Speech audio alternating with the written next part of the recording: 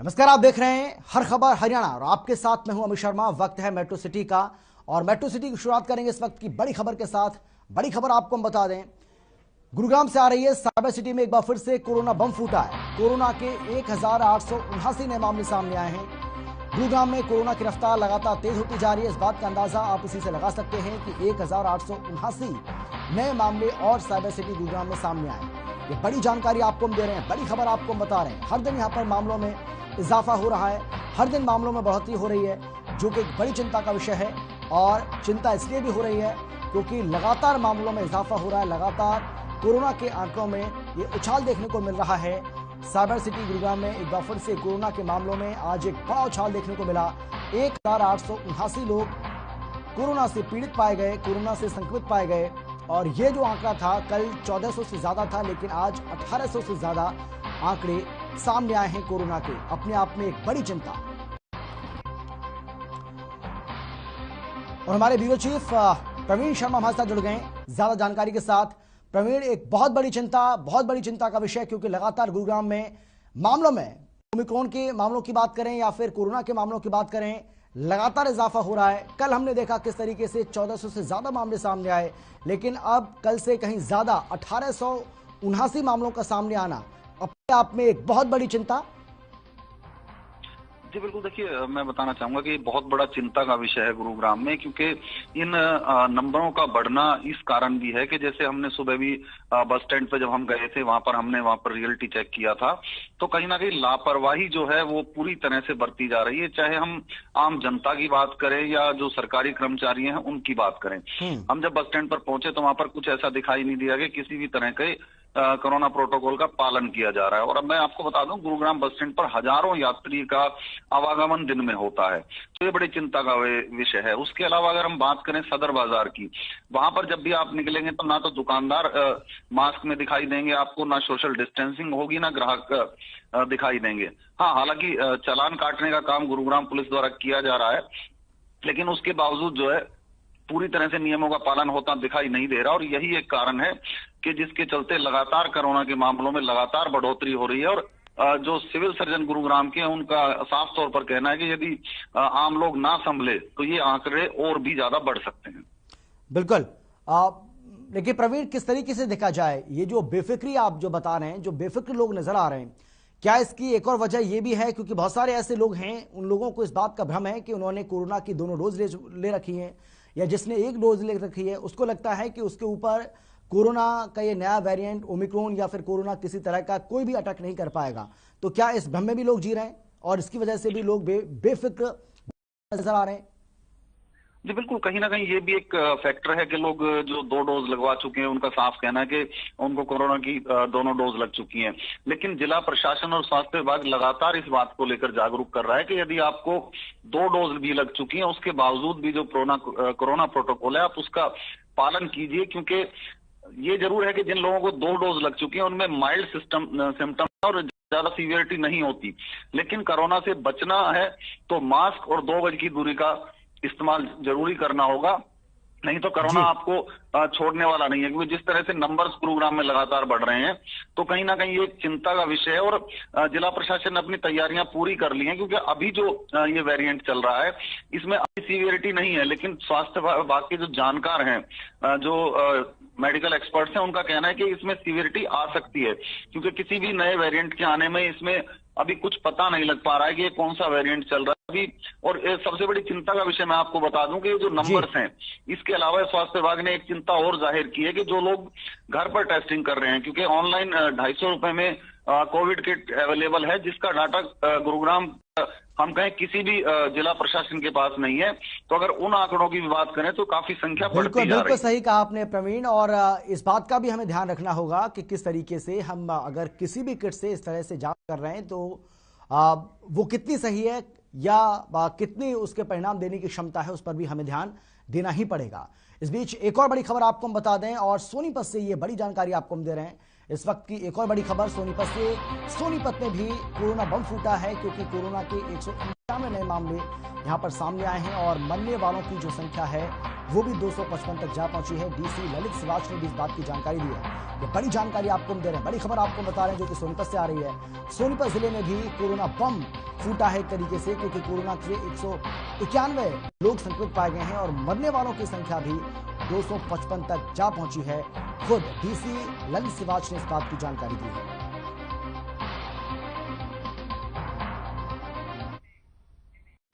और चलिए खबरों में अब आगे बढ़ते हैं। साइबर सिटी गुरुग्राम में कोरोना ने बीते कई महीनों का रिकॉर्ड तोड़ दिया है। गुरुग्राम में बीते 24 घंटे में कोरोना के 1447 नए मरीज मिले, जबकि स्वस्थ होने वाले मरीजों की संख्या मात्र 645 रही। नए मरीजों के साथ ही सक्रिय मरीजों की संख्या के आंकड़ों में भी जबरदस्त बढ़ोतरी देखने को मिली है। इसके साथ ही गुरुग्राम में अब सक्रिय मरीजों का आंकड़ा 4220 तक जा पहुंचा है, जो बीते कई महीनों से सबसे अधिक है। वहीं गुरुग्राम के सीएमओ डॉक्टर वीरेंद्र यादव ने कहा है कि कोरोना के मामले बढ़ने की सबसे बड़ी वजह लोगों में लापरवाही है। लोग ठीक तरीके से मास्क नहीं पहन रहे हैं और न ही सोशल डिस्टेंसिंग का ध्यान रख रहे हैं, जिस वजह से कोरोना के मामलों में तेजी से बढ़ोतरी देखने को मिल रही है। यहां तक कि गुरुग्राम के सीएमओ ने लोगों से अपील करते हुए कहा है कि अगर अभी भी लोग कोरोना नियमों का पालन नहीं करेंगे तो आने वाले दिनों में कोरोना और विकराल रूप ले सकता है।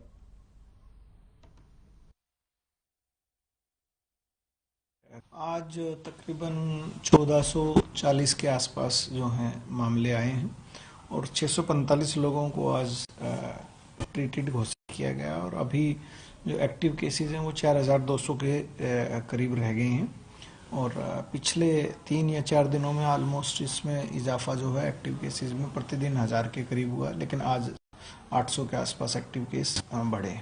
नहीं, देखिए ब्रेक थ्रू इन्फेक्शन के केसेस हमेशा से रहे हैं और अभी तो 60 to 70% ब्रेक थ्रू इन्फेक्शन के ही केसेस हैं ज्यादातर जो आ रहे हैं।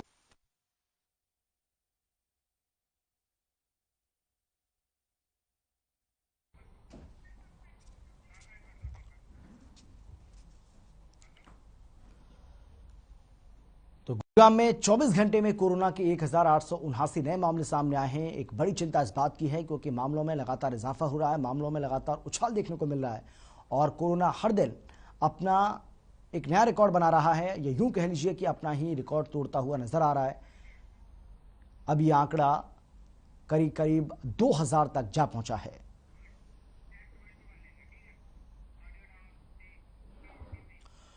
हमारे संवाददाता प्रवीण शर्मा ने बस स्टैंड का जायजा लिया तो पता लगा कि गुरुग्राम के सबसे भीड़ भाड़ वाले बस स्टैंड पर कोरोना नियमों की पालना नहीं की जा रही है। आम जनता की बात कर तो आप छोड़ ही दीजिए, खुद रोडवेज के कर्मचारी भी नियमों का पालन नहीं कर रहे हैं और ना ही कोविड वैक्सीन के दोनों डोज की जांच की जा रही है, ना ही मास्क को लेकर यहां पर बहुत ज्यादा सतर्कता बरती जा रही है।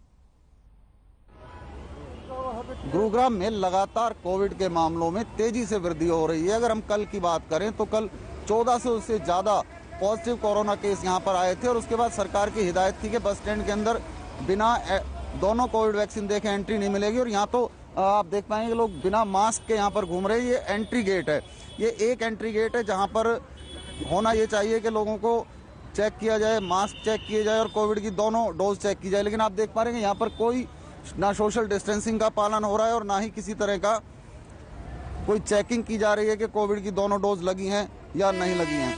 अब हम आपको लेके चलेंगे बस स्टैंड के दूसरे गेट की तरफ। अब हम पहुंचे गुरुग्राम बस स्टैंड के दूसरे एंट्री गेट पर जहां से बाजार की तरफ से लोग आते हैं। देखिए यहाँ पर कोई प्रशासनिक अधिकारी रोडवेज की तरफ से या पुलिस की ओर से तैनात नहीं है। बिना मास्क के लोग यहाँ पर लगातार एंट्री कर रहे हैं। कोविड की दोनों डोज देखना तो दूर की बात है, यहाँ पर मास्क तक चेक नहीं किए जा रहे हैं। देखिए सर, आप मास्क नहीं लगाते क्या? मास्क लगाते हैं। तो देखिए बिना मास्क के यहाँ पर लोग एंट्री कर रहे हैं और साफ तौर पर यही कारण है कि लगातार गुरुग्राम में जो कोरोना के केस हैं वो तेजी से बढ़ रहे हैं और लापरवाही साफ तौर पर यहाँ पर प्रशासन की देखने को नजर आ रही है कि सिर्फ कागजों में आदेश कर दिए जाते हैं, धरातल पर कुछ नहीं हो पाता। अब हम आपको लेके चलते हैं। देखिए बस स्टैंड की टिकट यहाँ पर मिलती है। ये टिकट खिड़की आप देख पा रहे होंगे बिना मास्क के यहाँ पर खुद रोडवेज के ड्राइवर साहब जो हैं वो बिना मास्क के घूम रहे हैं। ये देखिए अब अंगोछा लगाएंगे।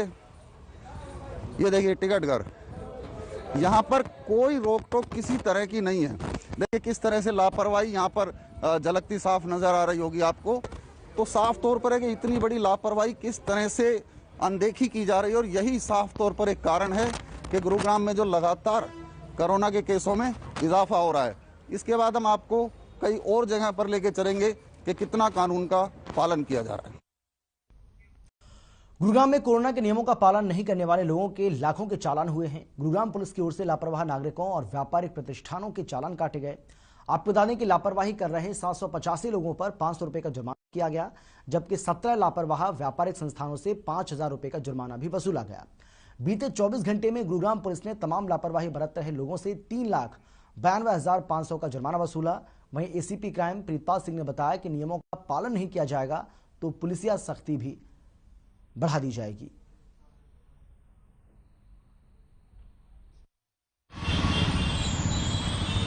कोविड-19 ने दोबारा से रफ्तार पकड़ी है और गुड़गांव में इसके केसेस काफ़ी ज़्यादा हैं। तो इन सारी चीज़ों को मद्देनजर रखते हुए हरियाणा सरकार के द्वारा जो दिशा निर्देश तय किए गए हैं, जैसा कि 6 बजे तक मार्केट को बंद करना,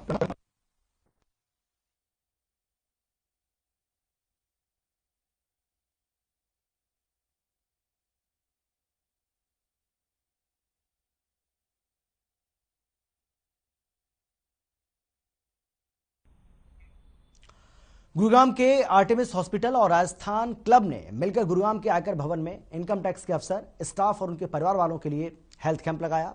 इस हेल्थ कैंप में गुरुग्राम के आयकर विभाग के प्रिंसिपल कमिश्नर प्रताप सिंह के साथ ही कई आला अधिकारी मौजूद रहे।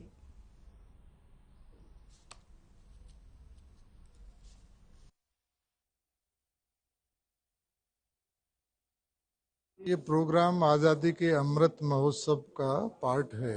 आज़ादी के हम 75 साल पूरे कर रहे हैं और पूरे देश में इसके सेलिब्रेशंस किए जा रहे हैं। तो प्रोग्राम का पर्पस टू फोल्ड है। एक तो हमें सेलिब्रेट करना कितना सक्सेस हमें मिली है 75 ईयर्स में, और हमें फ्यूचर के लिए प्लान करना। We also pay tribute to our freedom fighters on this day. तो इसलिए मेडिकल कैंप लगाना बहुत जरूरी था।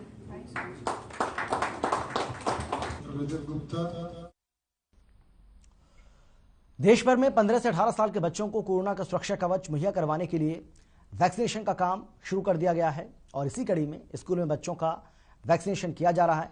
बच्चे भी इस अभियान में बढ़ चढ़कर भाग ले रहे हैं। ग्रेटर फरीदाबाद के मॉडर्न डीपीएस स्कूल में बच्चे न केवल खुद कोरोना वैक्सीनेशन के लिए आगे आ रहे हैं, बल्कि अपने अभिभावकों को भी कोरोना की वैक्सीन बिना किसी डर के लगवाने के लिए प्रेरित भी कर रहे हैं।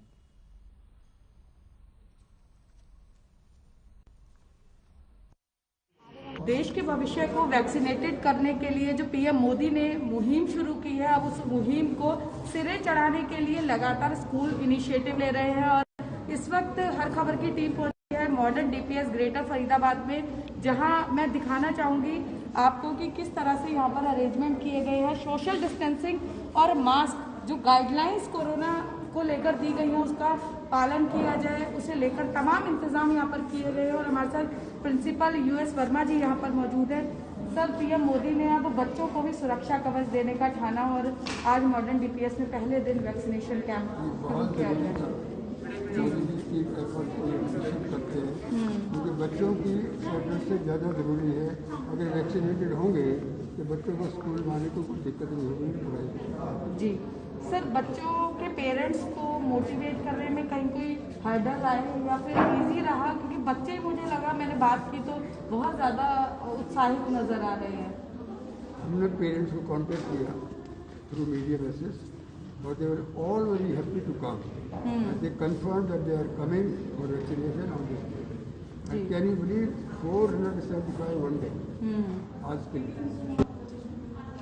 सर, बच्चों से क्या अपील करना चाहेंगे? स्कूल हर फील्ड में चैंपियन बनाता है, वैक्सीनेशन चैंपियन को लेकर किस तरह से उन्हें मोटिवेट करेंगे? मैडम, मॉडर्न डीपीएस के बच्चे, उनका स्टाफ और प्रिंसिपल, वो सब जगह चैंपियन है। Academics, sports, activities, dance, dramas और वैक्सीनेशन, हम सभी जगह चैंपियन होते हैं और सब जगह नहीं करते। जी सर, आप बुजुर्ग भी हैं और 10 तारीख से 10 जनवरी से बूस्टर डोज गवर्नमेंट देने जा रही है। किस तरह का इनिशिएटिव ये मानते हैं? मैं इसको अप्रिशिएट करता हूँ। मैंने सीएमओ से बात की है। He said you are going to get the vaccination on any day of the day. जी बिल्कुल। और देखिए कुछ बच्चे यहाँ पर मौजूद हैं, पेरेंट्स के साथ यहाँ पर आए हुए हैं। वैक्सीन को लेकर कितना जागरूक है, क्या कुछ डर मन में रहा या फिर उत्साहित थे कि अब कोविड से सुरक्षा का उन्हें भी मिलेगा? क्या नाम है आपका? तो वैक्सीन लगवा ली आपने, तो कैसा एक्सपीरियंस रहा? बहुत अच्छा लग रहा है। अब जैसे इतने टाइम के बाद गवर्नमेंट ने बच्चों के लिए भी डोजेज निकालना, वैक्सीनेशन शुरू किया और हमारे स्कूल में भी फ्री ऑफ कॉस्ट ये इनिशिएटिव लिया है। तो अब हम आगे बिना डर के अपने फ्रेंड्स के साथ स्कूल में अच्छे से पढ़ने भी आ सकते हैं और हमें कोई डर नहीं रहेगा। अच्छा, बाकी फ्रेंड से आपने बात की होगी, तो क्या उनके मन में चल रहा था? वैक्सीन लगवानी है, नहीं लगवानी है, या अभी थोड़ा रुक के लगवानी है ताकि पता लगे कि फ्रेंड को क्या इफेक्ट और साइड इफेक्ट हुए हैं? नहीं, बिल्कुल लगवानी चाहिए वैक्सीन को, ताकि हम और दूसरे सारे ही सेफ रहें और कोविड-19 को स्प्रेड होने से रोक सकें। जी सर, एज ए पेरेंट आपके क्या फीलिंग रही जब आप वैक्सीन, आपको पता लगा कि स्कूल कैंप लगवा रहे हैं? मैडम, मुझे तो सबसे पहले बहुत अच्छा लगा कि हमें इधर उधर भटकना नहीं पड़ेगा। प्रिंसिपल सर्कस में और फ्री ऑफ कॉस्ट का जब पता चला कि सारी बातों को देखते हुए मुझे तो बहुत अच्छा लगा कि हमें किसी भी हॉस्पिटल या भीड़ भड़ाके वाले में नहीं जाना पड़ेगा। तो मुझे तो बहुत अच्छा लग रहा है यहाँ पे वैक्सीन लगवा के बिटिया को अपनी बहुत अच्छा लगा। तो बिल्कुल देखिए, कोरोना को हराना है तो सभी को एक मंच पर आना बेहद जरूरी है। वैक्सीन लगवाई है आपने, तो कुछ डर लगा कि जैसे मम्मा को, फादर को वैक्सीन लगी थी तो कहीं फीवर तो नहीं आ जाएगा या कोई और प्रॉब्लम तो नहीं होगी? नहीं, उतना कुछ डर नहीं लगा था क्योंकि बिकॉज गवर्नमेंट ये प्रोवाइड कर रहा है, सभी को लग रहा है, तो ठीक है। प्रॉपर गाइडलाइन आपको मिली? हाँ जी। जी, क्या नाम है मैम आपका? मैम, यहाँ स्कूल में वैक्सीन लगवाना और किसी प्राइवेट हॉस्पिटल में या गवर्नमेंट कैंप में वैक्सीन लगवाना, किसको ज़्यादा एज ए पेरेंट आप सेफ मानते हैं? स्कूल में लगवाना। क्यों? क्योंकि स्कूल में प्रॉपर गाइडलाइंस होता है और बच्चे भी एक लिमिटेड उसमें रहेंगे। वहाँ पे तो कहीं से भी ज़्यादा भीड़ भाड़ रह सकती है। तो खुशी हुई जब पता लगा कि एक तो बच्चों के लिए वैक्सीन लाई है और दूसरा स्कूल जो है इनिशिएटिव लेंगे कि एक सेफ्टी के साथ बच्चों को सुरक्षा कवच मिलेगा? बहुत खुशी हुई जी बिल्कुल। देखिए, पेरेंट्स खुश हैं, बच्चे खुश हैं और कोरोना को हराना है तो सभी को एक मंच पर आकर प्रयास जरूर करने होंगे। और हम भी लोगों से यही अपील करते हैं कि देश जो है जल्द कोरोना मुक्त हो, इसके लिए तो वैक्सीन लगवाना बेहद जरूरी है। तो ना केवल स्वयं मोटिवेट हो, स्वयं जिन लोगों ने अभी तक वैक्सीन नहीं लगवाई है वो आकर अपनी वैक्सीन की दोनों डोज को पूरा करें। 10 जनवरी से बूस्टर डोज शुरू होने वाला है, जो बुजुर्ग हैं वो बूस्टर डोज लगवाएं। साथ ही साथ बच्चे जो देश का भविष्य होते हैं, माँ बाप के आंखों के तारे होते हैं, वो तारा हमेशा चमकता रहे, इसलिए जरूर आए और इस वैक्सीनेशन के पीएम मोदी के अभियान को जरूर सफल बनाएं। कैमरा पर्सन शिवम के साथ फरीदाबाद से पूजा शर्मा, हर खबर। ब्रेक के बाद आपका स्वागत है। इनेलो नेता और एलनाबाद से विधायक अभय सिंह चौटाला सोनीपत के राई के पीडब्ल्यूडी रेस्ट हाउस पहुंचे और कार्यकर्ताओं से मुलाकात की।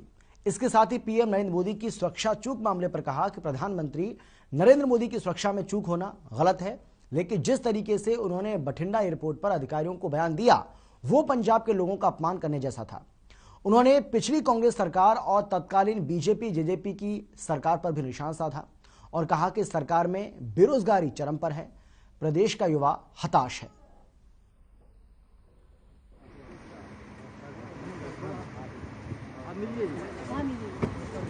प्रधानमंत्री की सुरक्षा में किसी किस्म की चूक नहीं होनी चाहिए। प्रधानमंत्री किसी पार्टी विशेष का नहीं, देश का है और देश के प्रधानमंत्री को सुरक्षा मिलनी चाहिए, सुरक्षा है। लेकिन जो बात देश के प्रधानमंत्री जी ने बठिंडा के एयरपोर्ट पे कही, उससे पंजाब के लोगों का अपमान किया। उनका ये कहना कि मैं जिंदा वापस लौट रहा हूं, इसका मतलब उन्होंने पूरे पंजाब के लोगों पे उंगली उठाई कि यहाँ पे लोग जो हैं सुरक्षित नहीं है।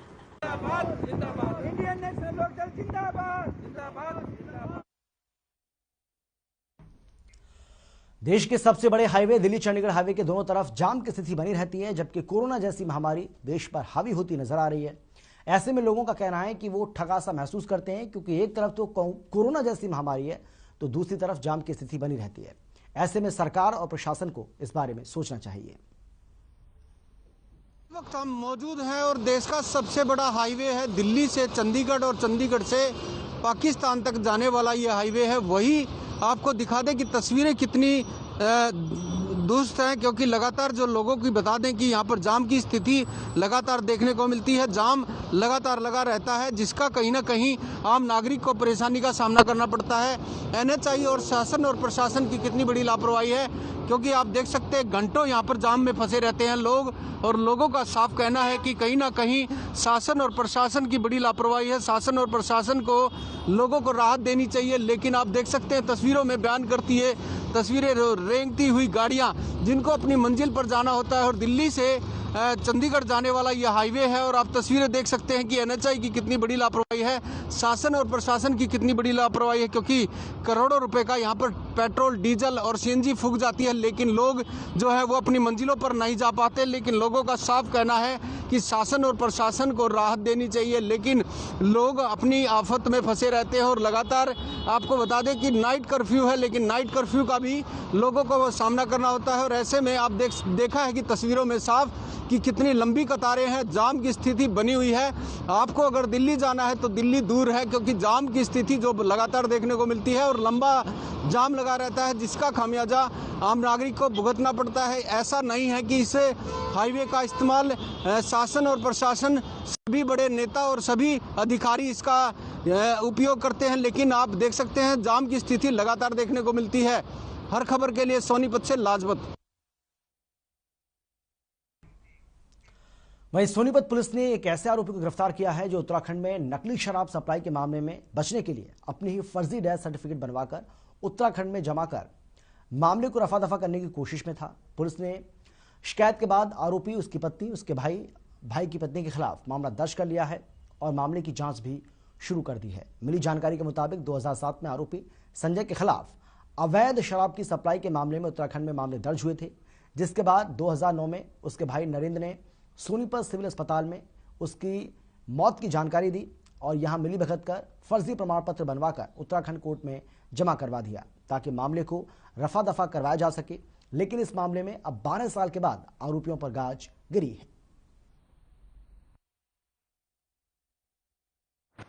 तो इसने नरेंद्र जो है, इसने अपने भाई का फर्जी मृत्यु प्रमाण पत्र बनवाया हुआ है संजय का। इन्होंने सिविल अस्पताल सोनीपत में 27/20/2009 को सूचना दे दी कि मेरे भाई की डेथ हो गई है। उस आधार पर इन्होंने वहां संतलिप्तता के साथ फर्जी मृत्यु प्रमाण पत्र बनवा लिया और वो फर्जी प्रमाण पत्र इन्होंने वहां उत्तराखंड कोर्ट में लगा दिया, जिससे इसके भाई का केस है नाम रफा दफा उसके।